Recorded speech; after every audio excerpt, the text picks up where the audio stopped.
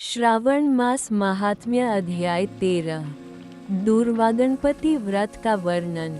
सनय कुमार बोले, हे भगवन, किस व्रत के द्वारा अतुलनीय सौभाग्य प्राप्त होता है और मनुष्य पुत्र पौत्र धन ऐश्वर्य तथा सुख प्राप्त करता है। हे महादेव, व्रतों में उत्तम उस व्रत को आप मुझे बताएं। ईश्वर बोले, हे सनय कुमार, तीनों लोकों में विख्यात दूर्वागणपति व्रत है। सर्वप्रथम भगवती पार्वती ने श्रद्धा के साथ इस व्रत को किया था।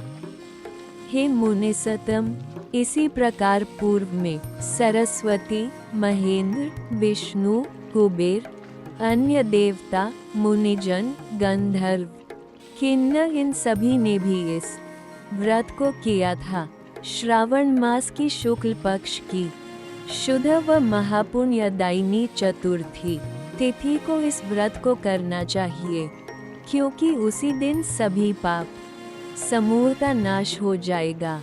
चतुर्थी के दिन स्वर्ण पीठासीन स्थित एकदंत गजानन विघ्नेश की स्वर्णमयी प्रतिमा बनाकर उसके आधार पर स्वर्णमय दूर्वा को व्यवस्थित करने के पश्चात विघ्नेश्वर को रक्त वस्त्र से वेष्टित ताम्रमय पात्र के ऊपर रखकर सर्वतोभद्र मंडल में रक्त पुष्पों से अपामार्क्ष्मी दूर्वा तुलसी बिल्वपत्र इन 5 पत्रों से अन्य उपलब्ध सुगंधित पुष्पों से, सुगंधित द्रव्यों से, फलों से तथा मोदकों से उनकी पूजा करनी चाहिए और इसके बाद उन्हें उपहार अर्पित करना चाहिए। इस प्रकार अनेक उपचारों से भी गिरिजापुत्र विघ्नेश की पूजा करनी चाहिए। इस प्रकार कहें, सुवर्ण निर्मित इस प्रतिमा में मैं विघ्नेश का आवाहन करता हूँ। कृपानिधि पधारे। इस सुवर्णमय सर्वोत्तम रत्नजटित सिंहासन को मैंने आसन के लिए प्रदान किया है, इसलिए विश्व के स्वामी इसे स्वीकार करें। उमासुत, आपको नमस्कार है। हे विश्वव्यापिन, हे सनातन, मेरे समस्त कष्टों को आप नष्ट कर दे। मैं आपको पाद्य समर्पित करता हूँ। गणेश्वर, देव, उमापुत्र तथा मंगल का विधान करने वाले को यह अर्घ्य प्रदान करता हूँ। हे भगवन, आप मेरे इस अर्घ्य को स्वीकार करें। विनायक, शूर तथा वर प्रदान करने वाले को नमस्कार है। नमस्कार है। मैं आपको यह अर्घ्य समर्पित करता हूँ, इसे ग्रहण करें। मैंने गंगा आदि सभी तीर्थों से प्रार्थना पूर्वक यह जल प्राप्त किया है। हे सुरपुंग, आपके स्नान के लिए मेरे द्वारा प्रदत्त इस जल को स्वीकार कीजिए। सिंदूर से चित्रित तथा कुमकुम से रंगा हुआ यह वस्त्रयुग्म आपको दिया गया है, आप इसे ग्रहण करें। लंबोदर तथा सभी विघ्नों का नाश करने वाले देवता को नमस्कार है। उमा के शरीर के मल से आविर्भूत हे गणेश जी, आप इस चंदन को स्वीकार करें। सुरश्रेष्ठ, मैंने भक्ति के साथ आपको रक्त चंदन से मिश्रित अक्षत अर्पण किया है।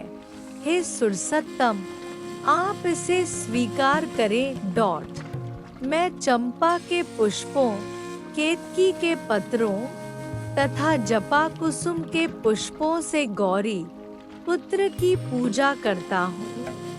आप मेरे ऊपर प्रसन्न हो, सभी लोगों पर अनुग्रह करने तथा दानवों का वध करने के लिए स्कंद गुरु के रूप में अवतार ग्रहण करने वाले आप प्रसन्नता पूर्वक यह धूप लीजिए।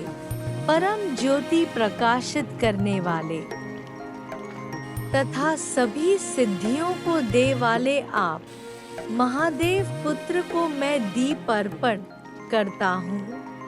आपको नमस्कार है।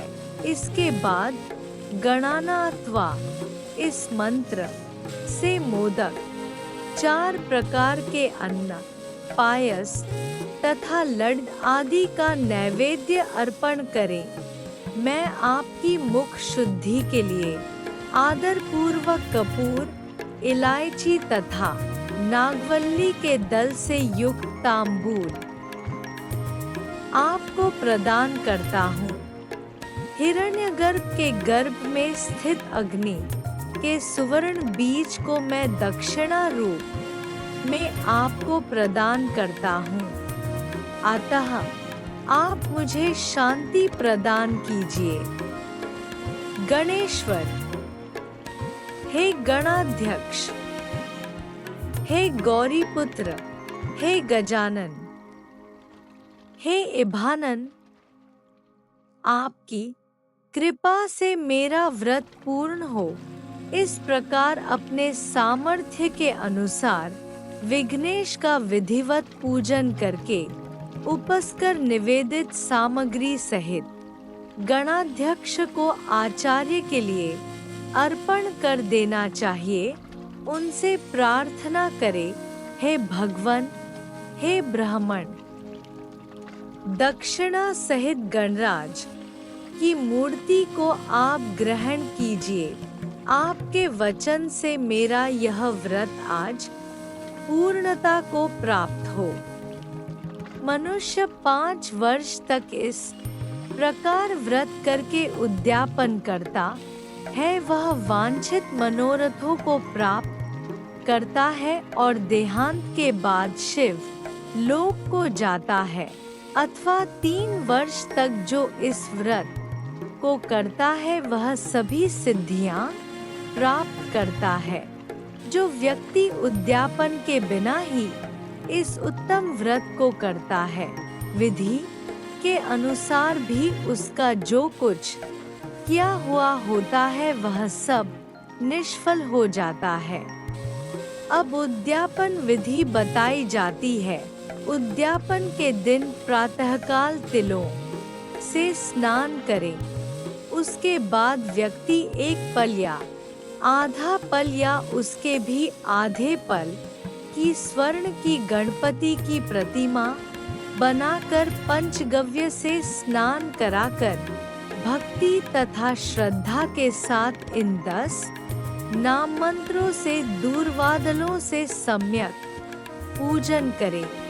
हे गणाधीश, हे उमापुत्र, हे अघनाशन, हे विनायक, हे ईशपुत्र, हे सर्वसिद्धि प्रदायक, हे एकदंत, हे इब्वक्त्र, मूषक वाहन, आपको नमस्कार है।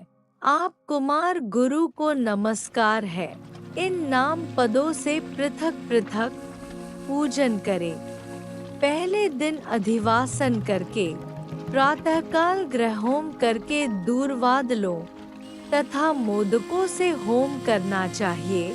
उसके बाद पूर्णाहुति देकर आचार्य आदि का विधिवत पूजन करना चाहिए और घटतुल्य थनों वाली गाय का दान अपनी सामर्थ्य के अनुसार करना चाहिए।